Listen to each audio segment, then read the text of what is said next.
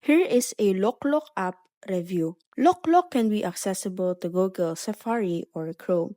So as you can see, there is a website where you can just go ahead and download LokLok to the App Store or directly to the website itself. Usually on Android, you have to download the APK version of it. So when you click on the download APK version, this will appear if you're using an Android phone. Now, to download it to the App Store or to its official app, now all you need to do is to search for LokLok and then this app will appear. And then what you need to do is to click on the get options or download it so that you can go ahead and use the full coverage and features of the app.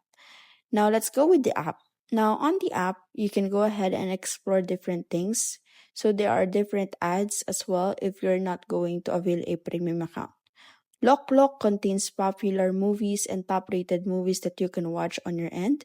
So if you like movies and you want to watch it for free, you can download and watch it on LokLok. But the concept is that it has ads.